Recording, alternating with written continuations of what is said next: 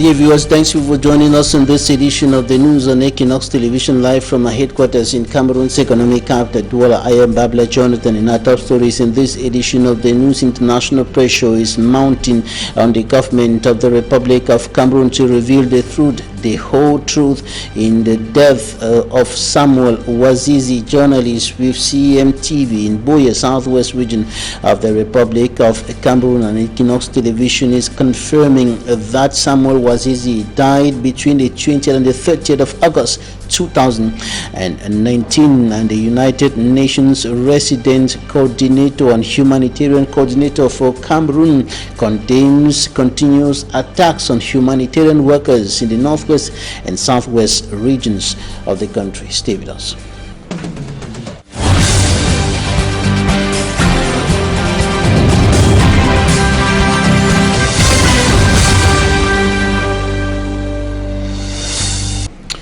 Thanks, dear viewers, for joining us on this edition of the news on Equinoxe Television. We begin with news concerning the death of journalist Samuel Wazizi of CMTV in the southwest region of Chief Town, Boya. And Equinoxe Television confirms that Samuel Wazizi died between the 20th and the 30th of August 2019, and not recently as reported on the internet.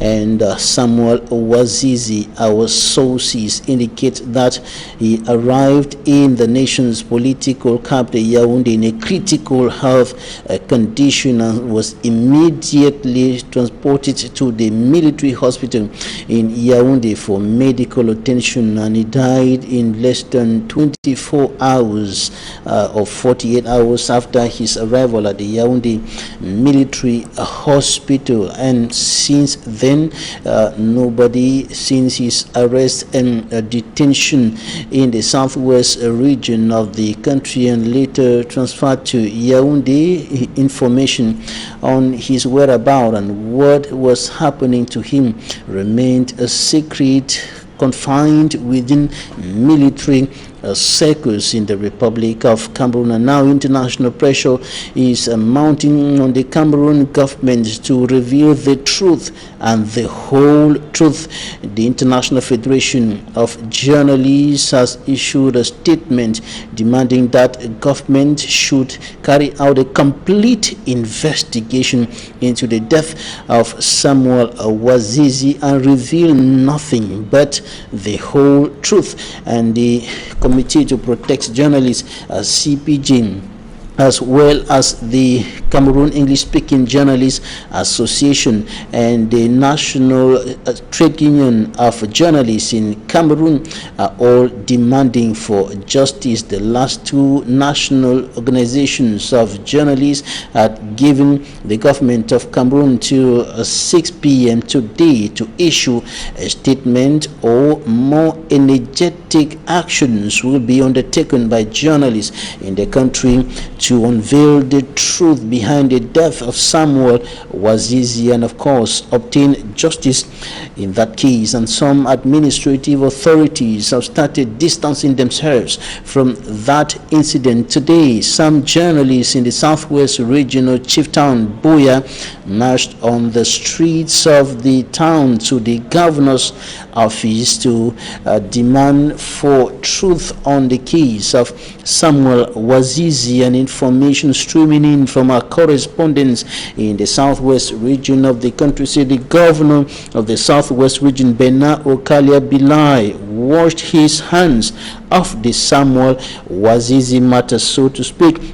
And he says that only the administration of Yaoundé, or administrative authorities in Yaoundé, can speak on that case. Governor Bernard Okalia Bilai says that Wazizi left Boya in a good health condition, and he doesn't know what happened to him in the nation's capital, Yaoundé. And he also adds that he cannot ask the Yaoundé administration what happened to Wazizi because he was arrested for terrorism, and he cannot interfere. And talking to the press today, some leaders of journalism associations in the Southwest Regional Chieftain. The governor also indicated that the Cameroon English or the journalist was arrested in Boya and transferred to Yaoundé, and of course he cannot intervene in that matter. And some of the journalists spoke to Equinoxe television. Take a listen to Chief Kmer Paul. He is a publisher and the president of the Commonwealth English Speaking Journalists Association for Cameroon and vice president for Africa. Take a listen. We came here to find out from His Excellency the Governor of the Southwest what has happened to Samuel Wazizi. And when we got in there, were with security operatives, the Attorney General of the region, the Secretary General, and I happens to be the one to address them first. The governor made it abundantly clear. Wazizi was arrested by the police on the 2nd of order you to send this person there. So I want to appeal to you people, we must not relent in this issue. We must find out whether Wazizi is truly dead, or if he's dead, where is Wazizi's corpse? I spoke in the governor's office in tears as I saw President Barack Obama in good health. So all he knows is that Wazizi left the region in good health. As to whether he is dead or not, it is Yaoundé that can answer that question.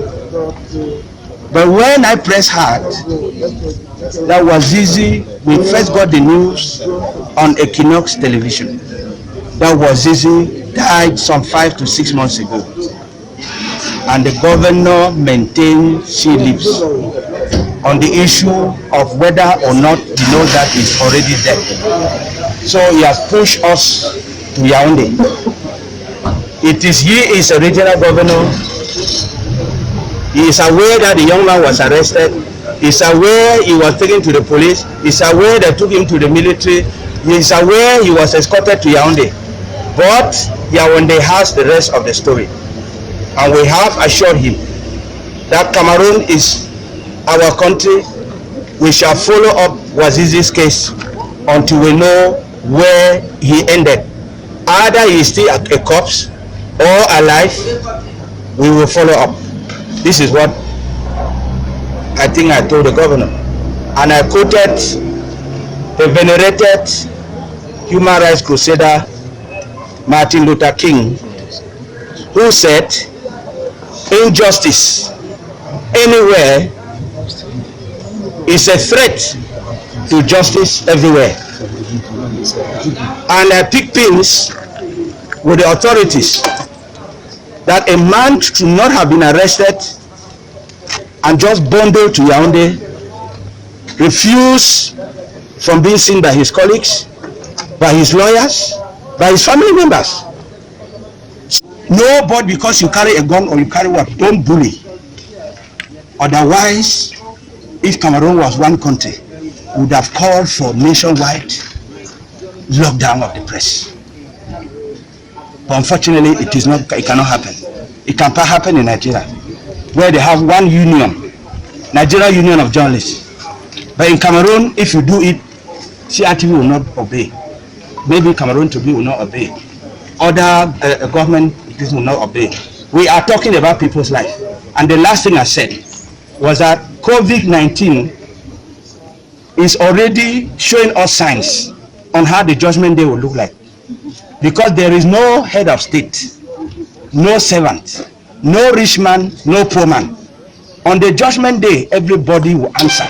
There will be no state council, there will be no judge, there will be no lawyer to defend anybody. It will be you and God.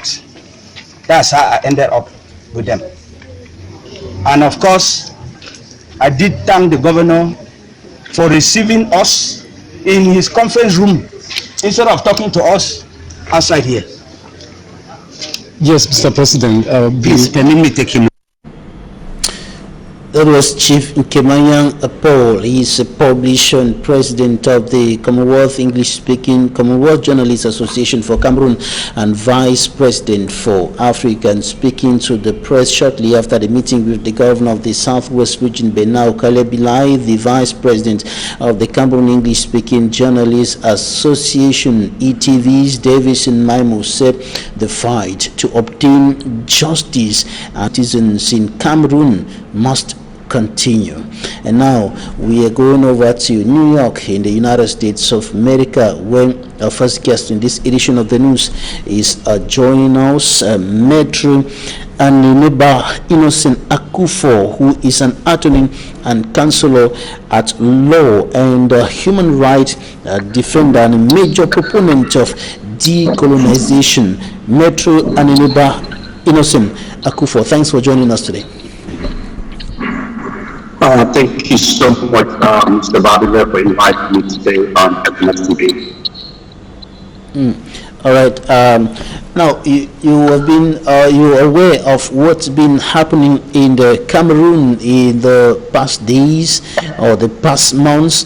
Journalists arrested and detained incommunicado for close to a year and later declared dead, and from all indications, from all information streaming in from our sources within the ranks of the military in Cameroon, he died on between the 20th and the 30th of August 2019.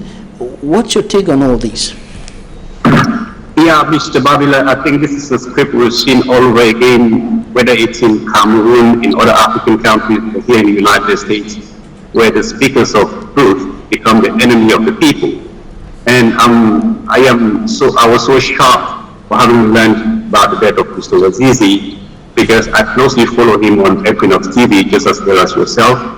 It's a great news channel because it actually tells the society where the people are or what the people actually demand from the authorities. To silence a voice like Mr. Wazizi's, that's gross, inhuman. I just don't have the words to actually explain it, how it actually happened. Because this is somebody with his pen and his paper, with his training and his upbringing, was primed to present the information the way it is, but he was abducted and finally killed somewhere, in a prison in Yaoundé or some other part of Cameroon. This is not something we should tolerate in the 21st century, because the more information we have, the more knowledge we have about our society, about our government to hold them responsible, it is the best. The previous speaker actually said, Dr. King, Martin Luther King, who happens to be born here in Atlanta, where I am, a resident, actually said, if you actually start with truth, you actually put it in some sort of a bubble, it will eventually come out, and it comes out in a steam. It will burn everybody, even the person who is trying to protect that particular truth. So it is an absolute travesty to justice that the authorities malhandled Mr. Wazizi, and he ended up dying in detention.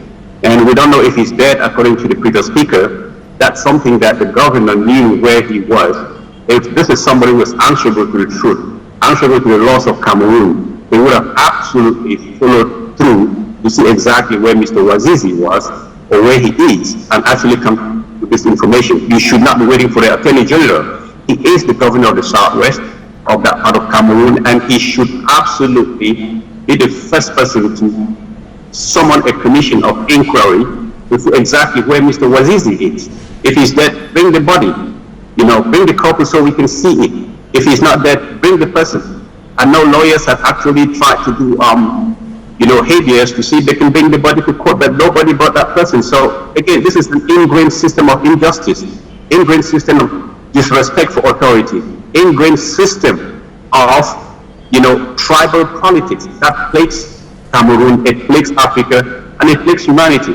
And we will never move an inch forward if we decide to go the direction in which we are going.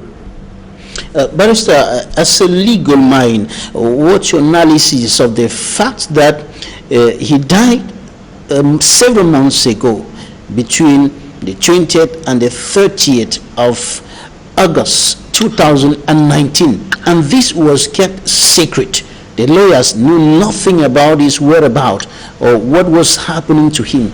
And the fact that he was tortured to death.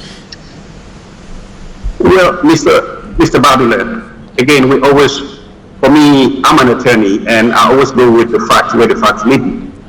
From the previous caller or the previous speaker, we don't know whether Mr. Wazizi is actually dead or not. Let's make the presumption dead, or let's have the presumption that he is not actually with us anymore. He's dead.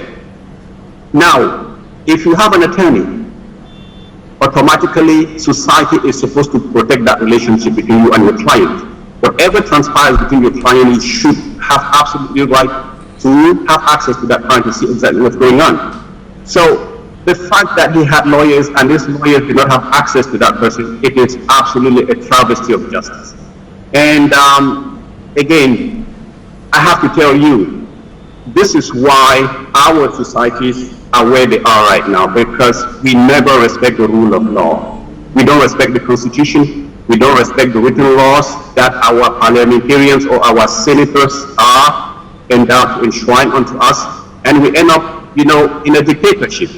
Because Dr. King said, you cannot structure a society where there is democracy for a few and dictatorship for the others. But that's exactly what it is. If his lawyers, we have to look for a forensic pathologist to see exactly if we have the body at all, to see exactly when this guy died. If he died in August, if he died in September, October, or if he's not even dead. This is the responsibility of the government. And this is what has shown us for generations, and it is still continuing. And it appalls me that you have people in power, people that you think they're learned enough, people who are smart enough to do the right thing, and they still do not do it because they want to protect a very myopic interest, an interest that is so central to an ideology which is based on greed and protection of a tribal faith. Is there any legal explanation to the fact that somebody is tortured while still a suspect or not, even those who have been tried and condemned? Is there any legal explanation for torture to the extent of taking away the detainee's life?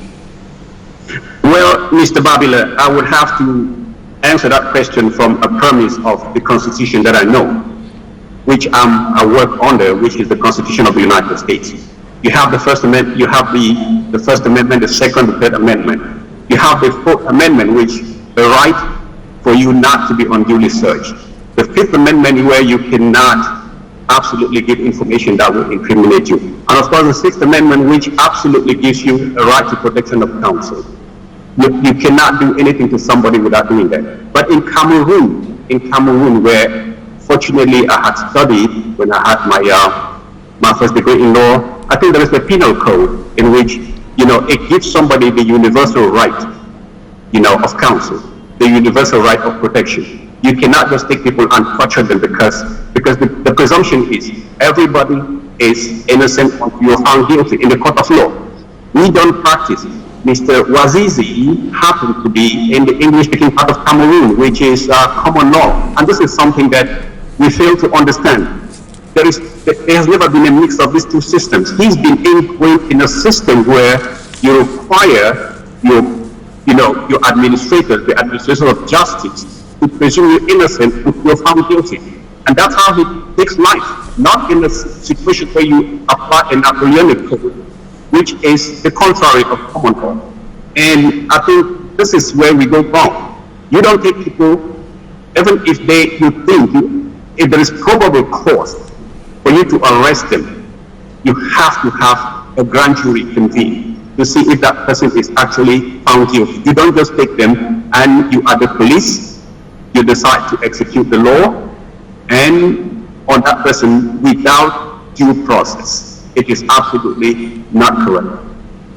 And the death of Samuel Wazizi kind of confirms what Ambassador Chiombori, former African Union ambassador to the United States of America, said in reaction to the killing of George Floyd in the United States of America. And she said that Africans are tortured not only in America, not only in other parts of the world, they are maltreated even on the African continent by other Africans.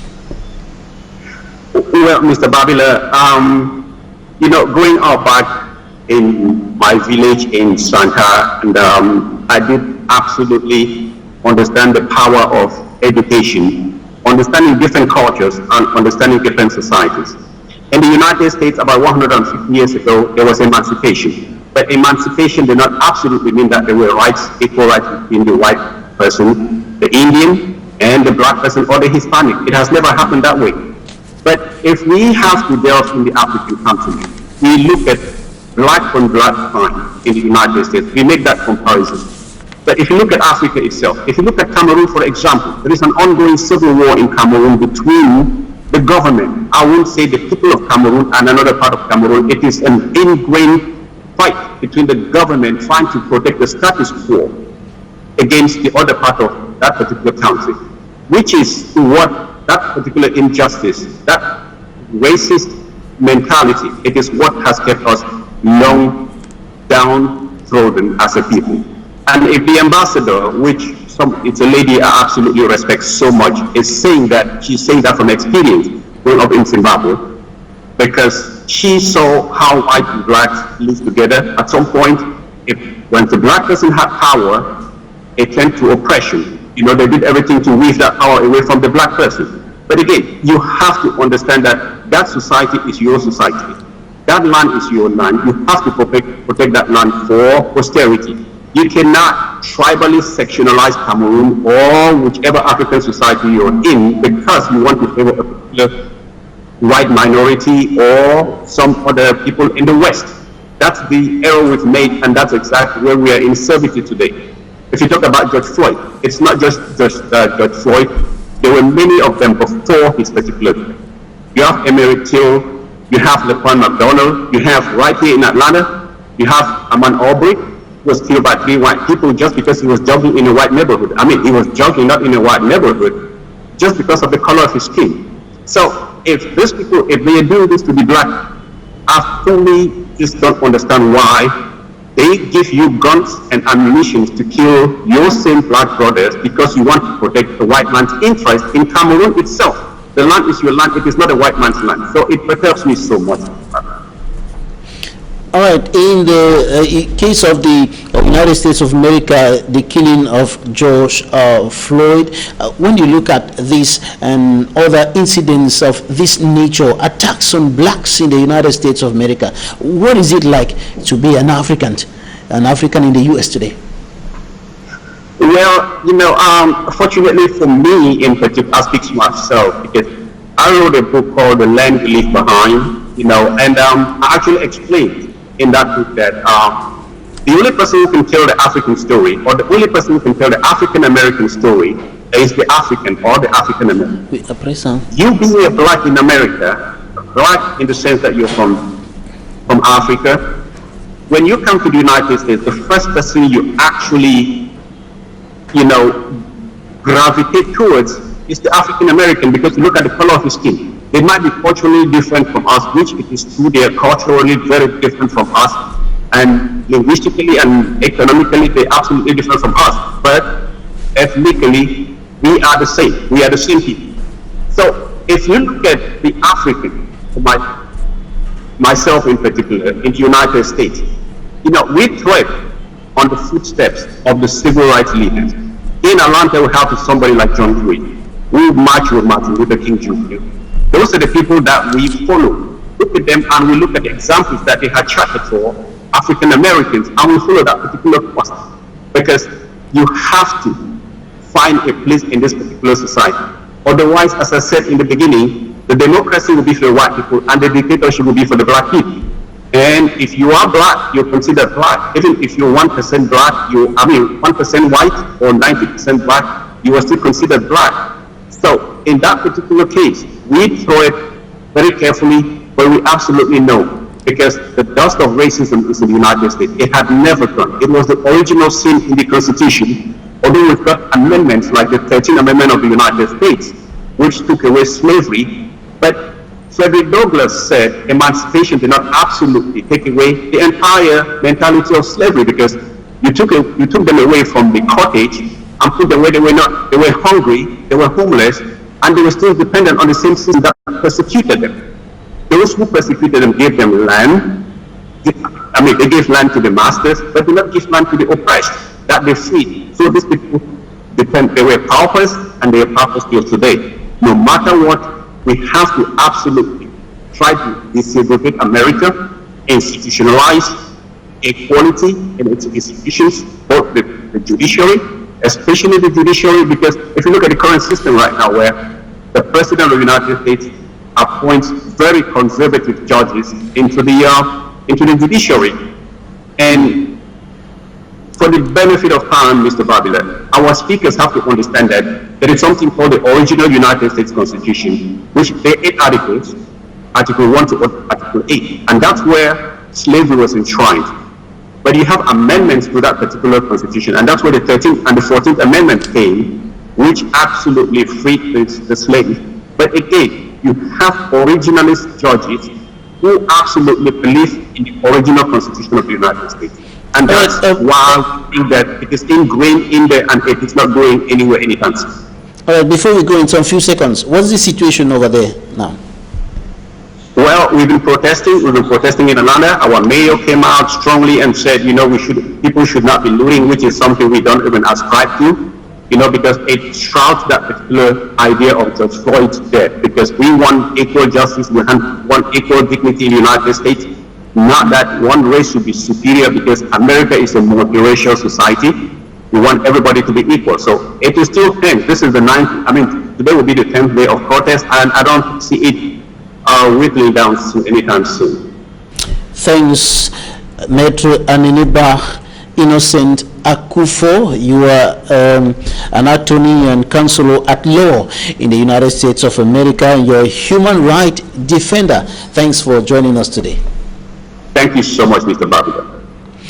Now we're coming back to Cameroon, and we're taking you to the northwest region of the Republic of Cameroon, where 2 daughters of a separatist general are now in the hands of security and defense forces. They were captured during an operation in that part of the country, as the situation continues deepening, with a government continuing with its military crackdown on separatists in the 2 Anglophone regions of the country. Stella reports from Bamenda.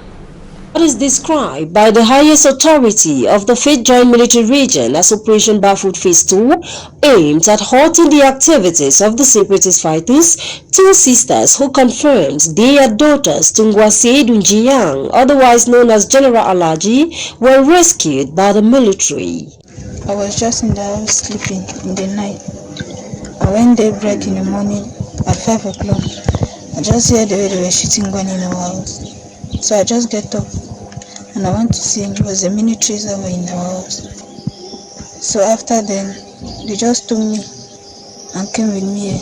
The soldiers on mission had targeted the home of the Ambazonian General Alaji at Acheni, a locality in Barefoot.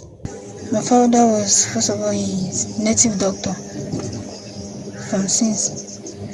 Before now, he's a soldier now. So I'm seeing him moving with guns. These girls, names withheld and their identities protected at their request, have expressed the wish to regain normal life out of their village. I've begged the big man that please, you should just let me go to Douala and go and meet my sisters there. Me, I wanted to go since, but my father refused. He took my ID card, so there's nowhere for me to go. More vulnerable these 2 have become. There are many trapped in villages of the northwest and southwest regions with no access to health care, food or shelter.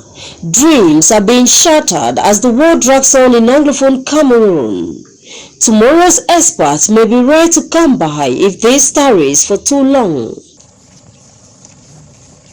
Visiting the troops who had carried out the Barefoot Phase 2 mission were Brigadier Generals Carvalho and Ekongwese Divine of the 5th Joint Military and the 5th Gendarmerie regions, who stressed on the need for the population to collaborate with the soldiers.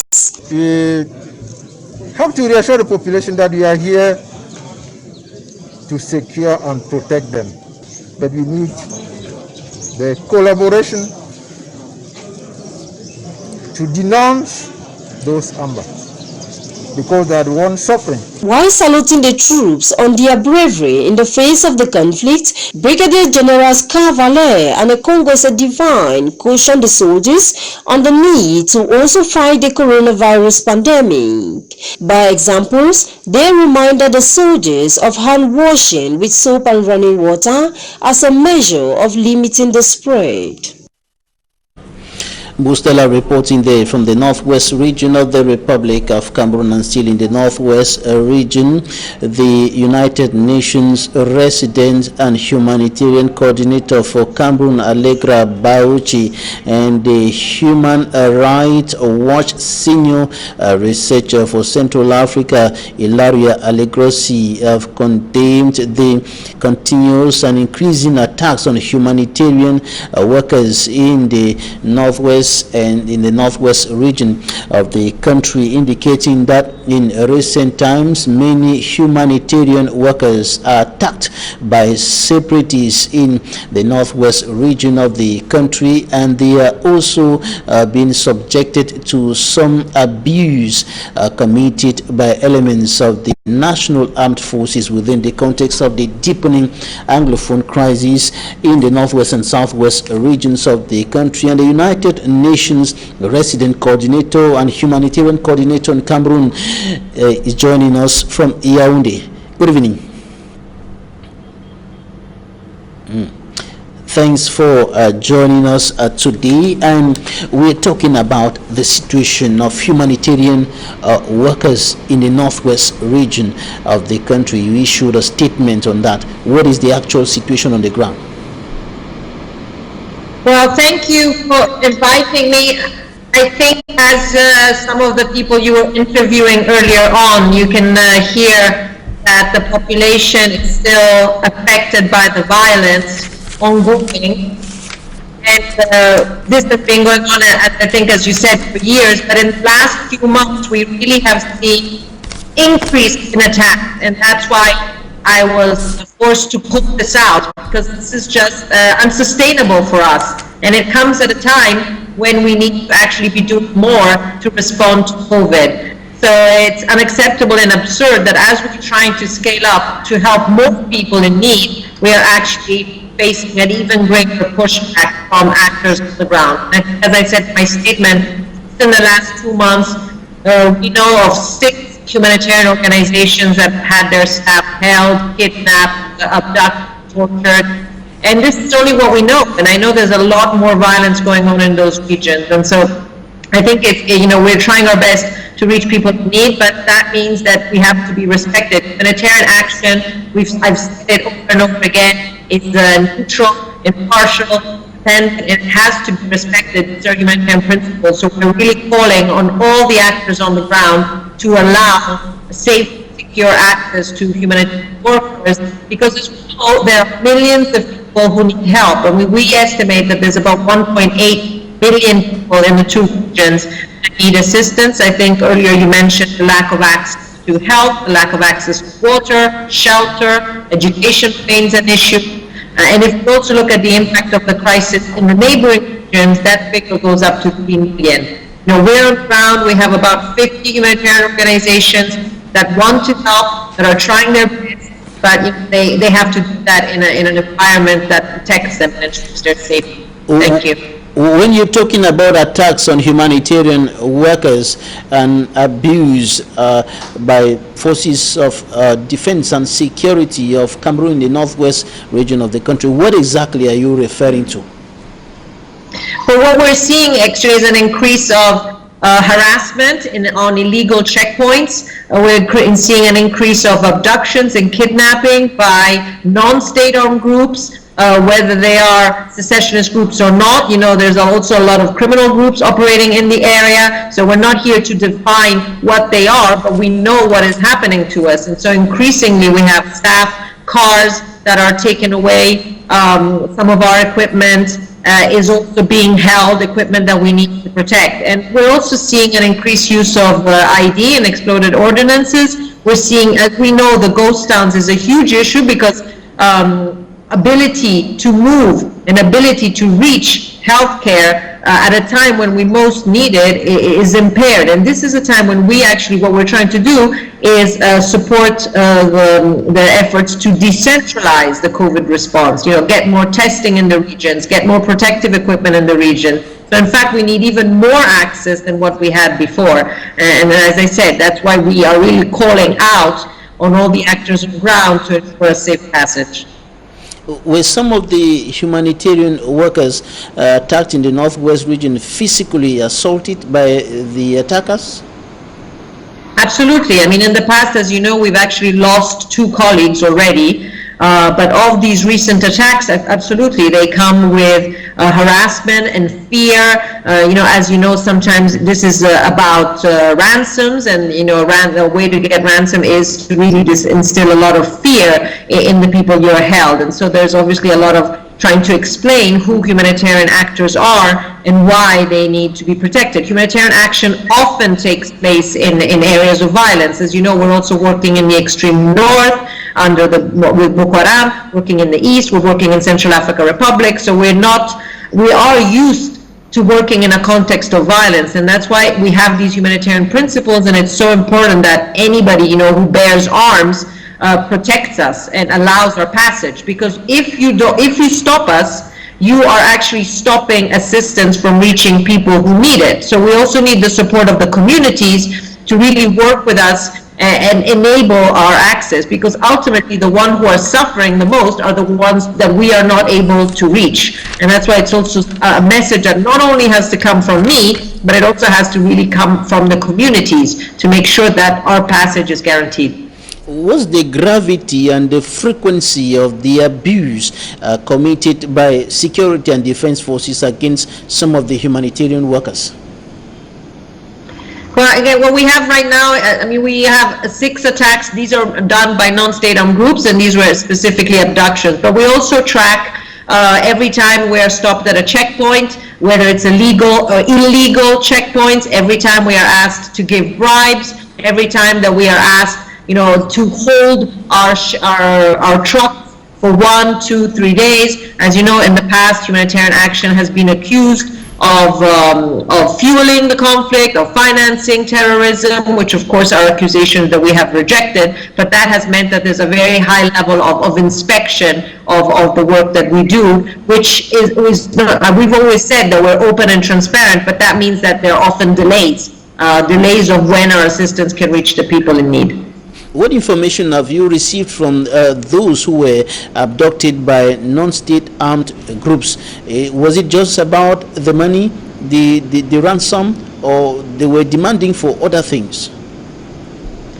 It depends on the different cases. Sometimes it's just not knowing who we are, not knowing what our objectives are, so assuming that we're there to do something else. We have been accused, as I said, of either financing terrorists or on spying on non-state armed groups. But a lot of the times it is about ransom. It is also a criminality issue. And so that's why, in our case, but of course, at the same time, while we ask for our protection, one of our key appeals is to protect all civilians, because, and I think listening to the people you were interviewing just before, there's a high level of suffering in these 2 regions, so our call is to protect humanitarian action, because it tries to protect people, but ultimately is all civilians should be spared from ongoing violence. The Secretary General has called for a global ceasefire and a cessation of hostilities around the world, because we need right now, as we said, to have full access, and we need to focus on fighting COVID. And so ongoing conflict and violence is really a huge hindrance for our ability to fight COVID. As you know, in those 2 regions, we have already about 300 cases, and cases countrywide are going up. So this is really the time to reinforce our efforts to fight COVID, and for that we need access. And that's why the Secretary General has asked on all armed actors across the globe, for a global ceasefire. How badly are your efforts to reach out to the needy population of the northwest region of the country, and even the southwest, affected by these constant and increasing attacks on the humanitarian workers? Very very badly because in the last 2 weeks we've actually had to stop all movement because we had received direct threats. This was specifically towards the UN. And every time one of these incidents happen, not only the activity of that organization is affected, but all movement in that region has to be stopped. So also other organizations that are likely to take that road or to go to that area will not do so until we reestablish access. So it creates huge delays on our ability to deliver, but it also creates a climate of fear where humanitarian workers really don't want to work anymore, and where donors are also not ready to finance because we cannot assure that our work gets to the people who are most in need. So where there are high inefficiencies and big delays, it becomes very complicated for us to continue to operate. Globally, what's the situation, the humanitarian situation on the ground in the two Anglophone regions of the country? Approximately how many people are in need of humanitarian aid, and what are their living conditions? How are their living conditions? Yes, well, our last estimates, as I said before, is about 1.8 million people who have some form of need, and it could be health, it could be shelter, it could be protection. There's a lot of people who are actually needing food assistance right now. So we have about 1.8 in the two regions, but of course the neighboring regions have also been affected because they have received internally displaced people, which have also created an impact on that. So globally, the crisis has affected about 3 million people. And this is only one of the situations we're working in Cameroon, because we also have huge needs in the extreme north, where, as you know, the attacks on Boko Haram continue, and Cameroon is hosting hundreds of thousands of refugees in the east. So we also have to think that we are working across different operations. And the COVID crisis has increased these needs. We're actually revising our figures and seeing that the impact of COVID, that means that these figures are actually going up and not going down. All right. Thanks so much, Allegra Bauchi, United Nations resident coordinator and coordinator or humanitarian coordinator in the Cameroon. Thanks for joining us today. Thank you. All right, on to something else now. At least 8 persons have died in a road accident close to Ngaoundéré in the Adamawa region of the Republic of Cameroon. The accident occurred earlier today, and last night 3 persons died in another accident in the Kutaba in the west region of Cameroon. Smart Jikan Gebre has more. Another ghastly road accident takes away the lives of 3 civilians on our major highway.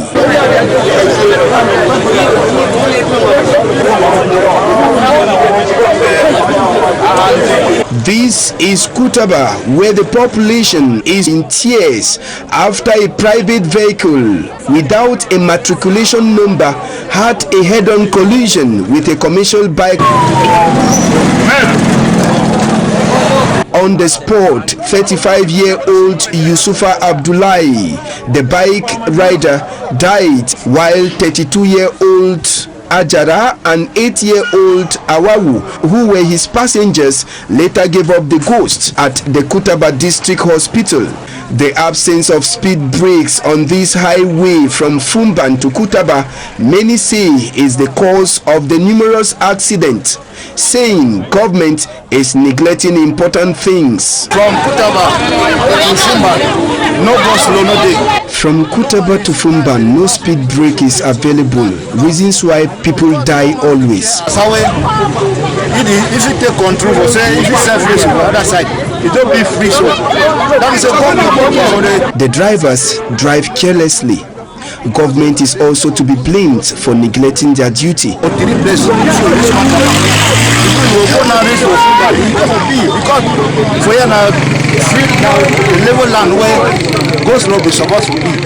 On the other hand, the road users have also been blamed for not respecting the speed they are supposed to run. The driver of the Avansis car that was involved in the accident, who ran away for fear that he would be lynched to death, has now reported himself to the security forces in Kutaba. Meanwhile, the population of Kutaba burned the car out of anger. And this is where we end this edition of the news on Equinoxe Television. Thanks for staying with us.